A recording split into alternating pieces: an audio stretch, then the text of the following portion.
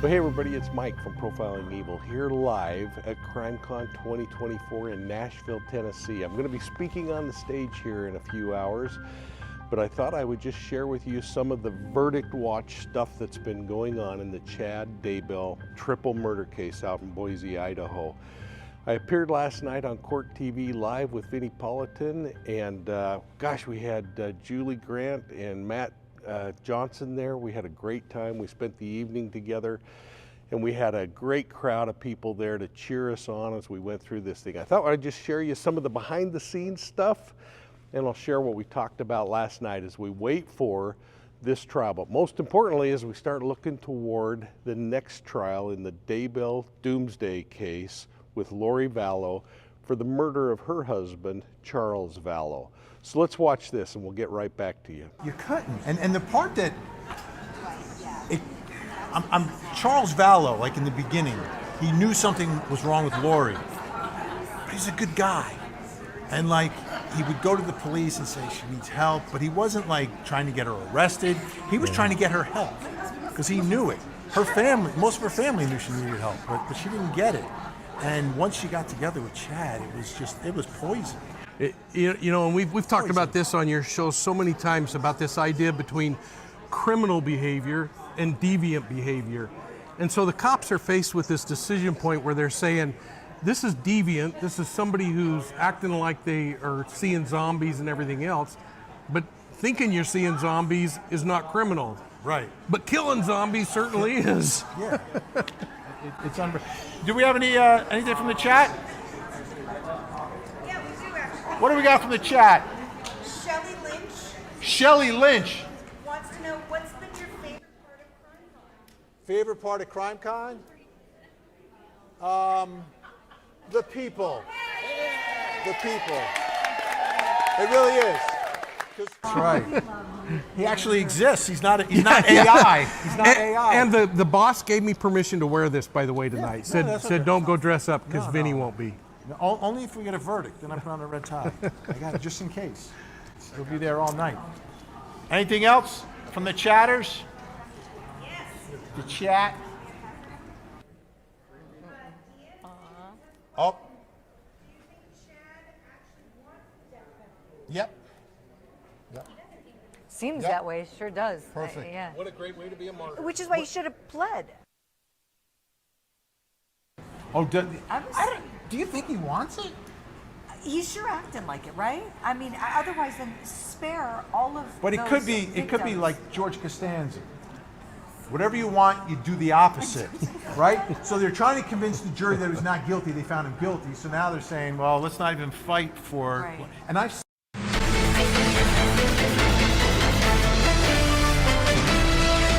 Home story. She's had kind of a dreadful reality.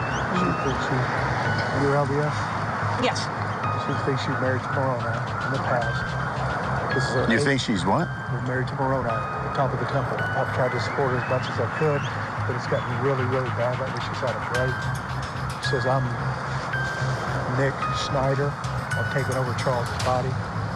And Charles has been killed. I'm going to kill you. You're going to be murdered today or tomorrow. I just went back to the living room. Like, what is your problem? With the gun again? Yes. And I said, I want you to put that bat down. And he wouldn't do it. He's like, and he came at me with the bat again after he'd already hit me in the head. So I shot him to stop him. Gotcha. How long have you guys lived here? Okay. How long have you lived here? Like 3 weeks. Oh, geez. Yeah, okay. That's why the neighbors don't know us. Gotcha. Like, hi neighbor, sorry. I was definitely. Welcome back. We're on a verdict watch live at CrimeCon 2024. I'm here with Julie Grant, Good to be co-hosting with you, tonight. my friend. Good to see you. Lori Daybell's got another trial coming up in Arizona she for does. the murder of Charles. So let's bring our special guest joining us, regular on your show, regular on my Love show. Mike King, he's a religious cult expert, retired police commander, host of the Profiling Evil podcast, author of the book Deceived. How you doing? I'm having a blast here, and it's so fun to be with the two of you. Thank you. And to see Matt actually schlepping around in the audience is so cool. Yeah. So as we sit here tonight, getting ready for a verdict, we're on a verdict watch for Chad Daybell. And secondly, Lori's got a trial coming up. And I'm wondering how all of this may have played differently if Alex Cox didn't die on the toilet. You know, Vinny, that one's really got to me because I think, number one, they had a perfect scapegoat when he died. But I don't know if that guy was starting to show a hair of a conscience toward the end when he said, I might be the goat here. That guy might have actually become somebody that the defense was hating to have on a stand and the prosecution was excited to have. Because if he truly believed all of this malarkey, he might have been the guy that stands up on the rooftop and said, hey, I was killing zombies, man. I was doing God's work. I'll tell you something interesting. I know that Alex Cox's autopsy said that he died of natural causes. I don't believe it. No. And I had his brother Adam Cox on my show pretty recently, you know, talking about Chad Daybell's case, talking about just how it's affected the children. He's become a tremendous advocate for those kids, their memory, their legacy. And he said to me, you know, Julie, I don't believe it was natural causes either. It's very suspicious to me as well, the way in which he died. So to your point, Commander, and I know, Vinny, you agree as well, it does seem sinister that perhaps he was just figuring out after all of that dirty work that he did for them, with them, that he was thinking, uh-oh, now I'm next. And all of his actions indicate that that's what he thought, and then sure enough, he was. Yeah, and you know, I think about Alex Cox thinking, holy cow, I'm next. But what's Chad Daybell thinking? Because he's got to be thinking the Black Widow's going to strike again, and I'm next, too. I mean, this whole thing could not have been written. Well, the interesting thing is Alex Cox was like Lori's protector. But he was also, I think there's a streak of jealousy in Alex Cox. I think he loved Lori, like loved her in the wrong way. Inappropriate. In a weird way. In a very it was a weird, strange it was a little way. weird, the relationship there. Yeah. He would go after her husbands. Right. He went to jail for using a stun gun on the groin of one. He shot and killed Charles Vallow. We know that. He admitted it right there. And I wonder if Chad, at any point, perhaps felt threatened by him. And did that have any connection to what may have happened to Alex Cox? Vinny, that's it. Really, really interesting theory that I've never heard Is it too dark? No, I love it. I'm with you. As you're laying this out, that is interesting. You wonder if Chad was jealous. I could see that. You know, and I love this concept because we could create a little conspiracy theory here, but the idea is that then that would require the prophet to come up with more revelation. And what better timing than to give this patriarchal blessing where he says, hey, I'm the voice of God, but you, by golly, are the arm of God. You're the one that gets to do it. And he brings Alex back in line with, hey, I'm the authority here, but you're lucky enough to be the one that gets to do the dirty work. It's unreal. Do you think that the trial's going to be any different, this trial for Lori?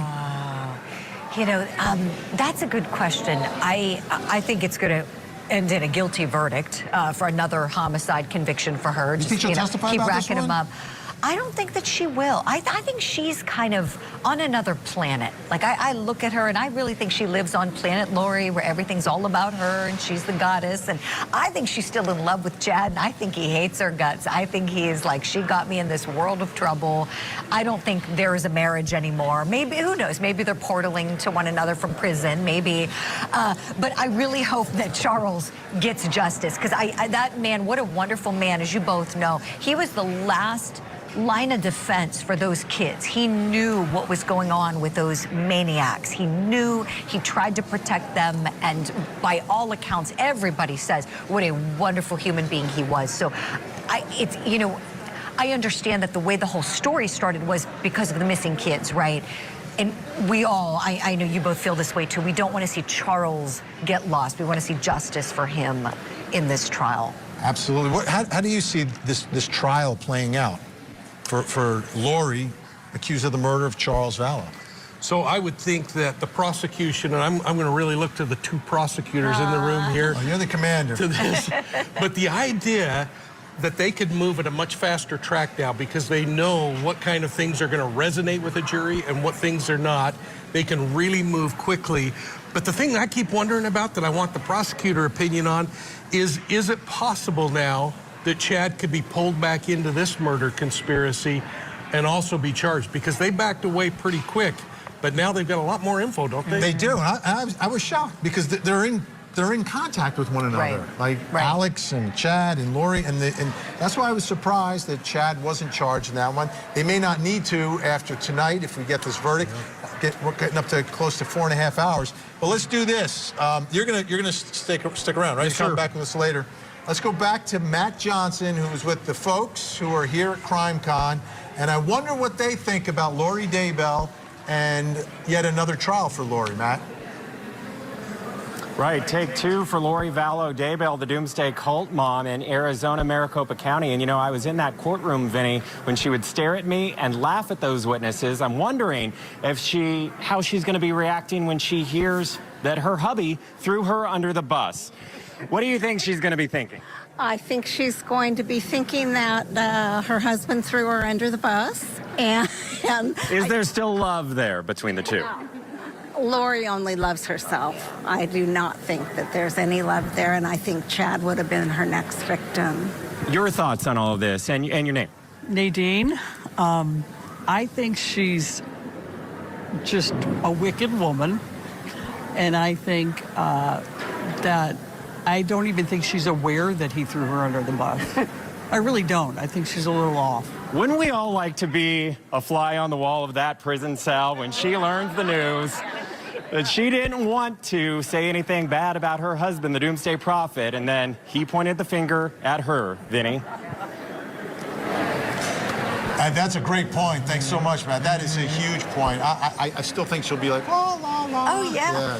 Vinny, I thought she could be a witness for him, for the defense. I really did. I truly believe that if John Pryor would have sent a subpoena over to the prison where she is and said, we want you to come in and testify, I think she would have jumped at the chance to say wonderful things about her husband and do anything to help him out.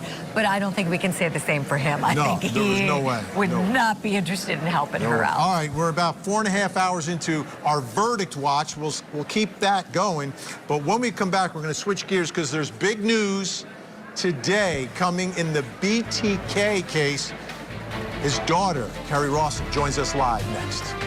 And now let's do a little bit of behind-the-scenes stuff as we wandered around on the exhibit hall floor yesterday, and I had a chance to visit with Susan Constantine.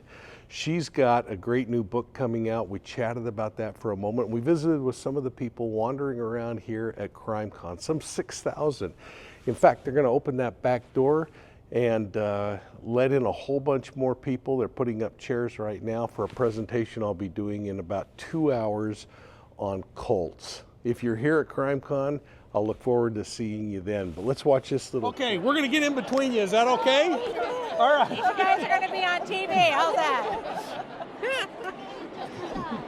Hey, everybody, it's Mike from Profiling Evil, and I'm here with the amazing Susan Constantine, my partner in crime on Court TV each week, and it is so fun to be with Susan and to have all of you from all around the world coming into CrimeCon. So tell us where you're from and who you are. Minnesota, Denise Schwein. Nashville, Lily. Awesome. Beacon, Illinois, Carol Bell. Beacon, Illinois, Dan Bell. Well, that is awesome. Now, folks, I want to announce that Susan has a new book that's coming out. You're going to have to wait for it. But I wanted her to just take a minute, talk a little bit about the book, Susan, and kind of tell what CrimeCon means to you each year. Right. So I wrote a book that I got a book deal by Hachette, so it's going to be on every bookstore shelf. It's called How to Spot a Liar in 7 Seconds or Less.